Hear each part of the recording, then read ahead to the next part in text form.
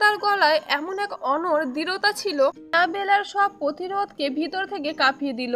অনিচ্ছা সত্ত্বেও সে ধীরে ধীরে মাথা তুলল। চোখে চোখ পড়তেই যেন আশপাশে সব শব্দ একে একে মিলিয়ে গেল। উপরের উল্লাস, বাড়ির আলো, রাতের স্নিগ্ধ বাতাস, সবকিছু এই মুহূর্তে শুধু নীরবতায় বাধা পড়ে রইল। দুটো দৃষ্টির মুখোমুখি ভাবে স্থির, অস্বস্তিকর ভাবে গভীর। সায়রের চোখে প্রশ্নের চেয়ে উদ্বেগ বেশি। সেই উদ্বেগটাই বেলার জন্য সবচেয়ে বিপজ্জনক। কারণ কেউ যদি শুধু রাগ করতো বা জেরা করতো তাহলে হয়তো সে সহজে নিজেকে শক্ত রাখতে পারত, কিন্তু এই উদ্বেগটাই অকারণ, উচ্চারিত অনাহিত খেয়াল। এটাকেই তো সে ভুল করে নিজের জন্য ভেবে ফেলেছিল এতদিন। এটাকেই তো সে মনের ভিতরে যত্ন করে বড় করছে। তাই চোখ মেলাতেই বেলা আবার দৃষ্টি সরিয়ে নিল। আর কণ্ঠস্বর এবার আরো নিচু, আরো ক্লান্ত ভাবে বলে, সবকিছু আপনার জানার দরকার নেই সায়র ভাই। সায়র ভুরু কুঁচকে বলে, আমার দরকার আছে। বেলা একরকম অসহায় বিস্ময়ে তাকিয়ে ফেললো। কেন? প্রশ্নটা বেরিয়ে যাওয়ার পরে সে বুঝলো বলা ঠিক হয়নি, কিন্তু ততক্ষণে দেরি হয়ে গেছে। সায়র থেমে গেল, যেন সেও নিজের ভিতরের উত্তরটা খুঁজে পাচ্ছে না। কেন? খুবই ছোট্ট একটা প্রশ্ন, কিন্তু তার ভিতরে যেন অজস্র অস্বস্তি লুকিয়ে আছে। সে কি সত্যিই জানে কেন তার এত দরকার হচ্ছে? কেন বেলার এই নীরবতা তার ভিতরে এমন চাপা অস্থিরতা তৈরি করছে? কয়েক সেকেন্ড নীরব থেকে সে শুধু বলল, কারণ তোকে এভাবে দেখতে আমার ভালো লাগে না। বেলার বুকের ভিতরটা হঠাৎই মোচড় দিয়ে উঠলো। এত সহজ একটা কথা, এত সাধারণ, অথচ এই মুহূর্তে এই কথাটাই তার জন্য অসহনীয় হয়ে উঠলো। কারণ সে জানে এই কথাটার ভিতরে হয়তো কোনো প্রেম নেই, কোনো আলাদা দাবি নেই, কোনো না নাম দেওয়া সম্পর্ক নেই। সে শুধু একটা আন্তরিক খোঁজ, হয়তো বড় ভাই সুলভ দায়িত্ব, হয়তো স্বাভাবিক স্নেহ। কিন্তু বেলার দুর্বল মন তো তাও শুনে ফেলবে অন্য অর্থ। আবারও ভুল করবে, আবারও আশা করবে। না, সেটা হতে দেওয়া যাবে না। সে দ্রুত নিজের মুখ শক্ত করে বলল, আমি ঠিক আছি, তুই ঠিক নেই। বেলা এবার খুব ধীর, গলা কাঁপলেও নিজেকে শক্ত করে বলল, প্লিজ আমাকে আর এই বিষয়ে কিছু জিজ্ঞেস করবেন না। আমি সত্যিই এখন কিছু বলতে পারবো না। সায়র স্থির হয়ে রইল। বেলার চোখে আবারও পানি চিকচিক করছে। সে মরিয়া হয়ে মুখ অন্যদিকে ঘুরিয়ে নিল, যাতে সেটা দেখা না যায়। কিন্তু সায়র দেখেছে, খুব স্পষ্ট ভাবেই দেখেছে। সেই দৃষ্টিটা তার বুকের ভিতরে খুব অদ্ভুত এক অসহায় রাগ তৈরি করলো। তার ওপর সে নিজেও জানে না, বেলার ওপর, নিজের ওপর, নাকি সেই দৃশ্যর কারণটার ওপর যেটা বেলাকে কাঁদিয়েছে। সে খুব নিচু গলায় বলল, কেউ কিছু বলেছে তোকে? বেলা মাথা নেড়ে বলে, না। তাহলে? বেলা এবার চোখ বন্ধ করলো। না, আর না। প্রশ্ন উত্তর যদি আরো 1 মিনিট চলে তাহলে সে ভেঙে পড়বে। আর সে সায়রের সামনে কাঁদতে চায় না, কোনোভাবেই না। তাই সে নিজেকে জোর করে সামলে নিয়ে এক পা সরে দাঁড়ালো। আমি ওপরে যাচ্ছি। সায়র খুব স্বাভাবিকভাবে পথ ছেড়ে দিতে পারতো, কিন্তু সে নড়লো না, শুধু দাঁড়িয়ে রইলো। এমন ভাবে নয় যে বেলাকে আটকে দিচ্ছে, এমন ভাবে যে তাকে পাশ কাটিয়ে যেতে হলে এক মুহূর্তের জন্য তার খুব কাছ দিয়ে যেতে হবে।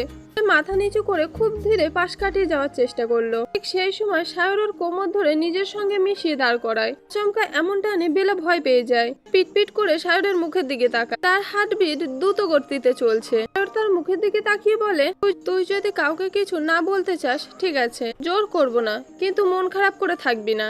এতটুকু বলেই ছেড়ে দিল বেলাকে। বেলা ছাড়া পেয়ে কোনো উত্তর না দিয়ে দ্রুত সিঁড়ির দিকে হাঁটা দিল।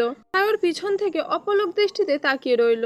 বেলা সিঁড়ির প্রথম ধাপে পা রাখলো, তারপর দ্বিতীয়, তারপর তৃতীয়। পরের আলো ধীরে ধীরে তার গায়ে পড়তে লাগলো, কিন্তু তার আগে সে হাতের পিঠ দিয়ে দ্রুত চোখের জল মুছে নিল। ছাদে ওঠার আগে নিজের মুখটাকে আবারও যতটা সম্ভব স্বাভাবিক করে নিতে হবে। কেউ কিছু বুঝতে পারবে না, কেউ না। সায়র নিচে দাঁড়িয়ে সেটা দেখলো। তার বুকের ভিতরে কেমন একটা ভারী অনুভূতি জমে উঠলো। বেলা তাকে কিছুই বলেনি, তবু তার নীরবতা যেন তার কথার চেয়েও অনেক বেশি কিছু বলে গেল। সে বুঝতে পারছে এখানে এমন কিছু আছে যা বেলা মরিয়া হয়ে আড়াল করতে চাইছে। আর অদ্ভুত ভাবে সেই গোপন কষ্টটার সঙ্গে নিজের একটা সম্পর্ক আছে কিনা, এই প্রশ্নটা এখন তাকে তাড়া করে বেড়ায়। কয়েক সেকেন্ড পর সেও ধীরে ধীরে সিঁড়ির দিকে এগোলো। আর ছাদের ওপর থাকা দুজোড়া ভিন্ন প্রান্তের লোক আবারও সেই দৃশ্যটা ধরে ফেললো। রূপসা আর মমতাজ বেগম। রূপসা একটু দূরে দাঁড়িয়েছিল, হাতে আধ খাওয়া গ্লাস। ইহান কিছু একটা বলছিল, আশেপাশে সবাই হাসছিল, কিন্তু তার মন আর সেইখানে ছিল না, সিঁড়ির দিকেই বারবার চলে যাচ্ছিল। প্রথমে সে দেখলো বেলাকে ওপরে উঠতে,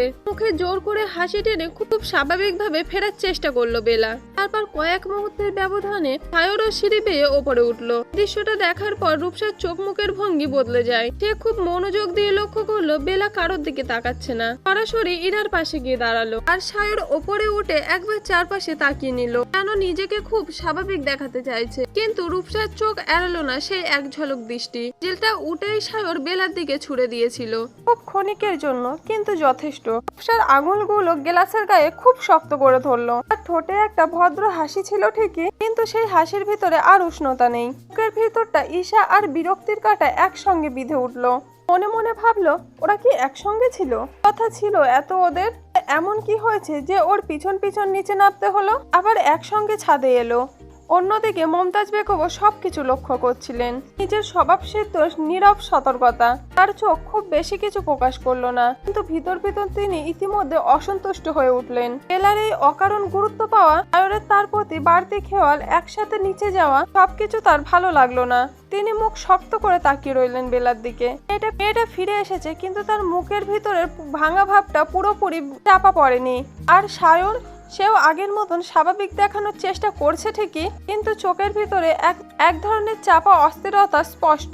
সামান্য কয়েক মিনিটে কি কথা হয়েছে তিনি জানেন না, কিন্তু এতটুকু বুঝতে তার অসুবিধা হলো না। এই কাহিনী এখানেই থামানো দরকার, না হলে সামনে ঝামেলা আরো বাড়বে। ছাদের ওপর আবারও উল্লাস চলছে, ছবি তোলা চলছে। রিহান নতুন করে সবাইকে কেক কাটানোর পরিকল্পনা করছে, কিন্তু এই সমস্ত শব্দ, হাসি, আলোর আড়ালে নিঃশব্দে একটা স্রোত বইতে শুরু করেছে।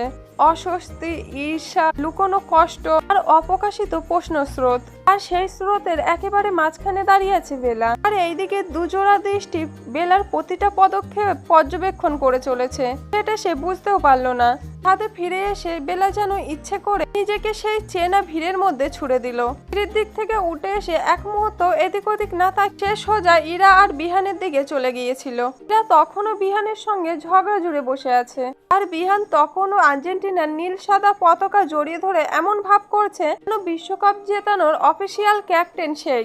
ইরা তখন বিহানের পাশে দাঁড়িয়ে হেসেই যাচ্ছে। বিহান এক হাতে আর্জেন্টিনার নীল সাদা পতাকা কাঁধে জড়িয়ে আর এক হাতে মোবাইল উঠিয়ে নিজের ভিডিও দেখে। নিজেই উত্তেজিত গলায় বলছে, দেখছো, এই যে এই মুহূর্তটাই আমি আগেই বলেছিলাম গোলটা হবেই। আমার প্রোডাকশন একদমই অন পয়েন্ট ছিল। ইরা চোখ উল্টে বলল, আপনার প্রোডাকশন নয়, পুরো টিমের কঠোর পরিশ্রম ছিল। তিনি এমন ভাব করছেন যেন মাঠে নেমে গোল আপনি নিজেই করিয়ে এসেছেন। বিহান বুক ফুলিয়ে সঙ্গে সঙ্গে বলল, আমি মাঠে নামলে আরো 2টো গোল হতো। ইরা ঠোঁট বাঁকিয়ে বলল, হ্যাঁ অবশ্যই, আপনি মাঠে নামলে বল দেখে প্রতিপক্ষ ভয়েই পালিয়ে যেত, তাই না? একদম, অন্তত তুমি তো পালাতেই। আমি কেন পালাবো? কারণ তুমি আমার ট্যাকটিক্স বুঝতে পারতে না। আরে ধুর, আপনার ট্যাকটিক্স নয়, নাটকবাজি আমি বুঝতে পারি না মনে করছেন? দুইজনের এই খুনসুটি দেখে পাশে দাঁড়িয়ে থাকা সবাই হেসে ফেললো।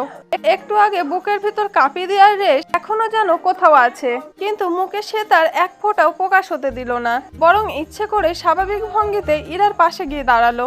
ইরা সঙ্গে সঙ্গে বেলার হাত টেনে বলল, এই তুই এসেছিস, দেখ বিহান ভাই নিজের ভিডিও দেখে নিজেই প্রেমে পড়ে যাচ্ছে। বিহান নাটকীয় ভাবে বুকের কাছে মোবাইল চেপে ধরে বলল, এটা প্রেম না, সম্মান। একজন ফুটবল প্রেমী হিসেবে আমার আবেগকে সম্মান করতে শেখো। বেলা মুচকি হেসে বলল, তোমার আবেগ না, তোমার বাড়াবাড়ি দেখছি।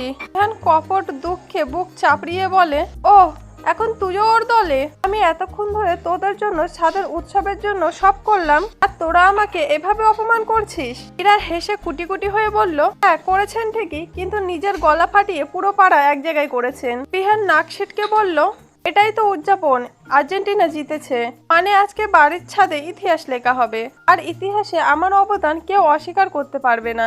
বেলা এবার একটু বাড়িয়ে সাই দিয়ে বলল, হ্যাঁ ইতিহাসে লেখা থাকবে ইহার নামে এক অতি উৎসাহী ব্যক্তি পুরো ম্যাচ জুড়ে 3 বার লাফিয়ে হাত থেকে মোবাইল ফেলে দিয়েছে, আর 5 বার চিৎকার করে সবার কানের 12টা বাজানোর অতিক্রম হয়েছিল। তা হাততালি দিয়ে উঠলো, ওহ একদম ঠিক। বিহান হতভম্ব হয়ে বলল, এই তোরা দুজন মিলে ষড়যন্ত্র করছিস? বেলা এবার এমন ভাবে হেসে উঠলো যেন তার ভিতরে কোনো ঝড়ই নেই। দুই চোখ উজ্জ্বল, ঠোঁটের কোণে স্বাভাবিক হাসি। কথাবার্তায় আগে ছটপট ভাব দেখে কেউ বুঝবে না কিছুক্ষণ আগেই সে নিজেকে সামলানোর ভিতরে যুদ্ধ করছিল। সে খুব সচেতন ভাবেই নিজেকে ভিড়ের মধ্যে মিশিয়ে নিল।